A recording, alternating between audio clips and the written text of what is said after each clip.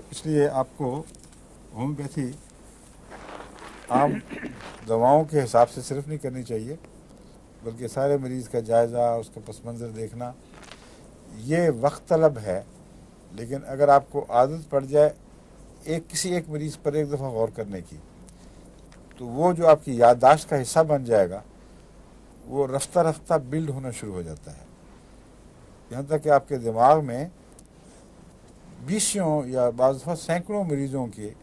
عادات، ان کی ادائیں، ان کے چہروں کے اثرات، آنکھوں کے اثرات اس طرح نقش ہو جاتے ہیں کہ آپ دیکھتے ہی کہتے ہیں تمہیں یہ تکلیف ہے۔ بعض کہتے ہیں آپ نے اتنی جلدی کس طرح کر لیا فیصلہ۔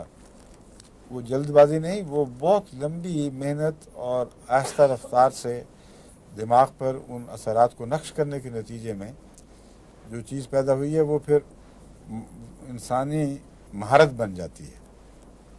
اور مہارت کو وقت نہیں چاہیے، وہ خود بخود ایک دم وقت کے اوپر سامنے آ جاتی ہے۔ تو مریضوں کی پہچان آپ کی بڑھے گی اور وقت کم لگے گا، شروع میں زیادہ لیکن کم، لیکن شروع میں جس طرح میں بتا رہا ہوں اس طرح آپ لگائیں وقت تو دلچسپ بہت ہے اور بوریت نہیں ہے اس میں، اور جب صحیح نقطہ پکڑ لیں تو بڑا لطف آتا ہے، اور پھر اس کو دوبارہ استعمال کر کے دیکھیں تو تقویت پیدا ہوتی ہے ذہن میں کہ ہاں یہ ٹھیک ہے۔ تو اس طریق پر آپ مریضوں پر بھی غور کریں، بیماریوں کے مزاج پر، دواؤں کے مزاج پر غور کریں، ان کی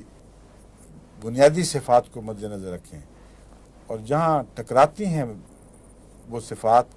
بعض دوسری سے ان پر غور کریں، ورنہ آپ کو بعض دفعہ سمجھ نہیں آئے گی کیا کرنا ہے کیا نہیں کرنا، جیسا کہ برہمنیہ کا میں نے بتایا تھا۔